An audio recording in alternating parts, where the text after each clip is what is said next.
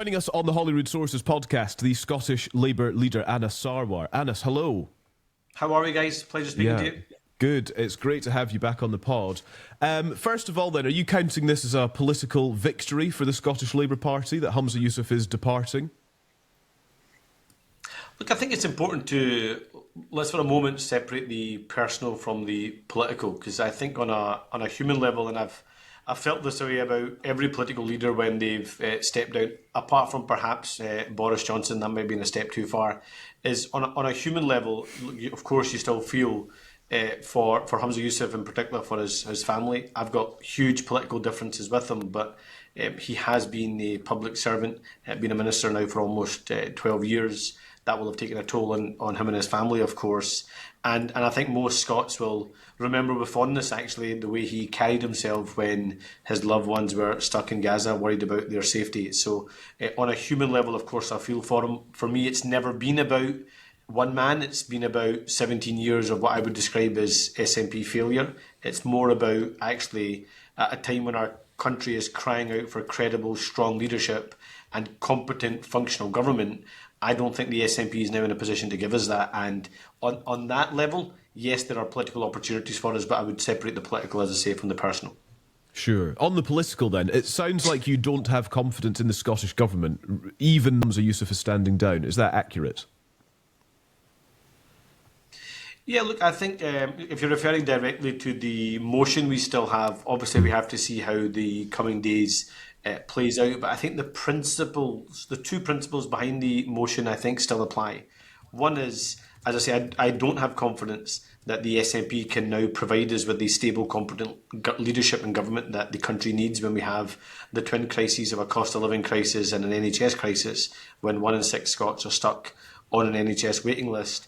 And I also don't think, similar to what Nicola Sturgeon said actually when Rishi Sunak took over from Liz Truss, that, you know, the doors of Butte House should not be a revolving door or the ownership of one political party. It is for the people of Scotland to decide who leads our country. It's for them to decide what our government looks like.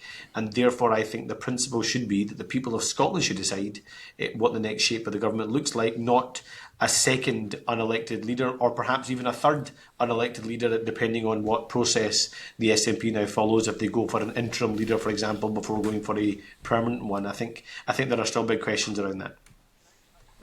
Can I just, you wouldn't have caught the start of the pod, Anas, but I would preface this by saying that, as I said at the start, I think whether it's John Swinney or Kate Forbes or whoever, I think they'd make a mistake to think that it's a personnel switch is all that's required. Ultimately at the background of this are a series of significant policy failures which go quite a significant distance back. And I think they'd be mistaken to think that will all be forgotten just with a new leader. But let me ask you, we have a situation where you were, this time last week, it was looking like it was going to be you versus Humza Yousaf in 2 years to be First Minister. And I suspect you quite liked your chances in that dynamic, that juxtaposition of you against Humza Yousaf. I think you probably thought that was a pretty decent shout for you. I think Geoff quite liked your chances too, but that's a different story. It's not about, this podcast isn't about Geoff. So I think you quite liked your chances of you against Humza.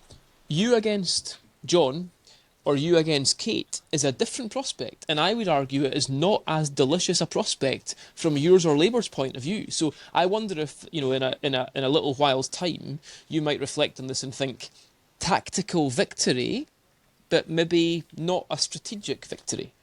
Is that fair? Actually, look, I disagree. I think on the first part of the comment you made, Andy, I think one of the big mistakes, strategic mistakes that Humza has made repeatedly, and I think Stephen Flynn actually has been continuing to make, is presuming the reason why voters are moving away from the SNP and moving to the Labour Party is purely because they want to get rid of the Tories, or purely they see it as a tactical vote for Labour. I think it's much more to do with the fact they don't believe they have a competent, stable government right now, and their record is now coming under huge scrutiny in a way it hasn't at any period before in the last 17 years. And you're right, that doesn't automatically change with a change of leader. And actually, the reason why I disagree with this, the second part of your comment and your actual question, is I think it's more than just a personality. I think it's more a case of, one of the things that the SNP actually had huge currency in is the ability to say, we're not like that lot over there. We don't do chaos. We don't do division. We have great discipline. We give you competent government. We have consistent messaging.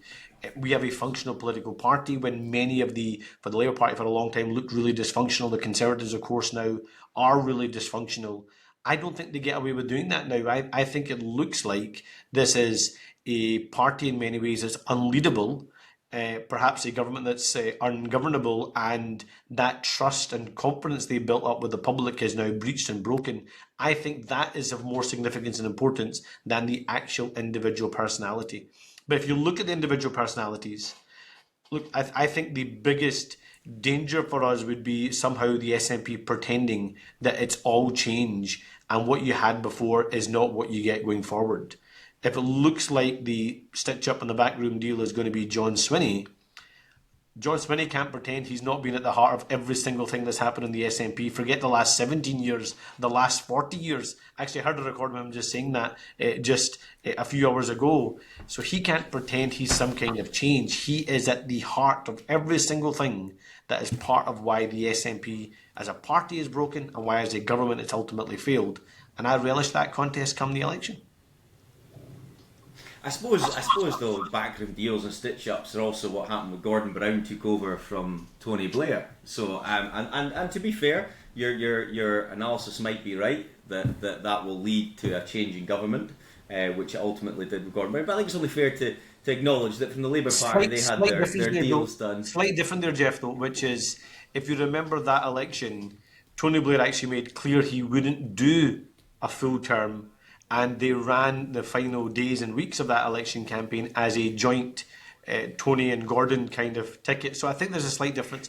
Also, it's not a case of they change leader once. This is them changing leader twice over the course of this parliament. We're going to have 3 First Ministers and 3 SNP leaders in the space of just over a year. That's not normal. And I don't think you can compare that to perhaps what was seen as being a natural succession plan back in the New Labour years.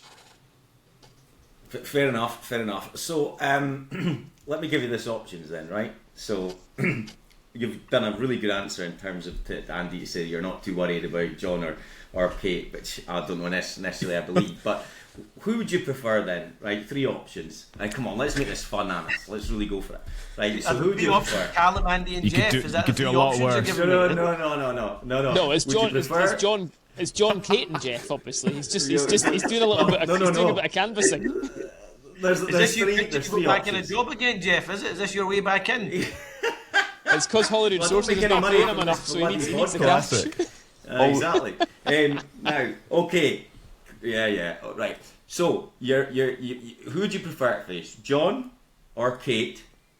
Or what if John was to appoint Kate to the government? That's quite a compelling combination, is it not? Would you be worried about that third one more than anything? So I actually think that if John Swinney does become the leader, then I would think he probably would appoint Kate Forbes to the cabinet. Is my hunch. I've got no informed basis of that. You're more informed and better able to judge the tactics and the plan for the SNP. But genuinely, I don't think our message changes regardless of who the leader is. I don't think our pitch in the election changes. I don't think our policy platform changes. I don't think the way we organise our campaign changes. I don't think any of that changes regardless of who the leader is. I think people have probably I know they've made their mind up they want the UK Tory government gone. And I think they've made their mind up that they would rather a Labour government. I think they've already seen the SNP's lost its way and are moving towards thinking perhaps we need something different.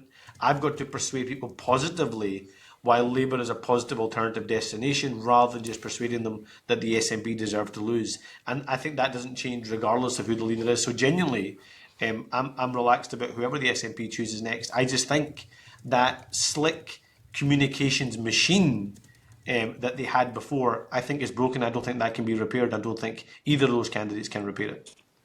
Let me just ask you, right, straight up. I know we're in campaigning mode, okay? But you're a Scotsman and you're not from a nationalist background. I'm a Scotsman and I'm not from a nationalist background. I think the answer Geoff just gave, either a John government, a Kate government, or a John plus Kate government, I'm happier with those because as a Scottish person, I think that's going to be a better run government than the one we've had before. Do you think that as well? Low Trying bar, to take, I Andy, know we're in. It's a low bar, to be fair, Andy, isn't it? So, Okay, fine.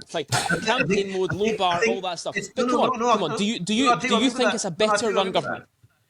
No, I'll tell you what I mean by that is, you remember because I remember the exact same things were said to the UK Labour Party after Liz Truss was, surely you must be worried, surely you must be concerned, because regardless of what you think about Liz Truss, regardless of what you thought of Boris Johnson, Rishi Sunak is going to come in, he's going to be more competent, he's going to appoint better people, he's going to have better messaging.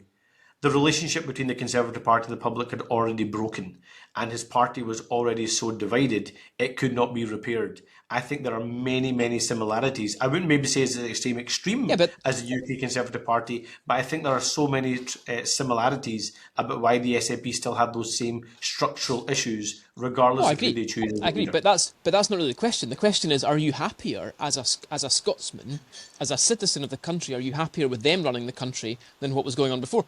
So I think Rishi Sunak does a better job running the country than Liz Truss. Low bar, as you say, but I still think it's better. So do you think it will be better with John and or Kate than it is just now? So if you're asking me a question about whether, as a Scotsman, I want competent, stable government in Scotland, of course I do, because there are real lived consequences of not having stable, competent government, the NHS being one practical example of that.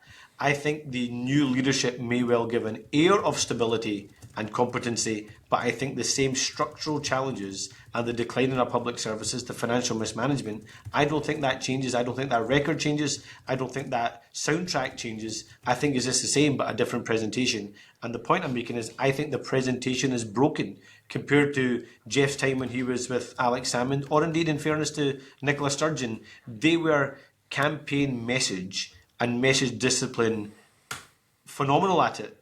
Despite what was happening underneath, I don't think whoever comes next can compete with that, and they still have those same structural problems underneath. Anas Sarwar, thank you very much. Thanks for your time. Great to speak to you. My absolute pleasure. Thank you. Cheers, Anas.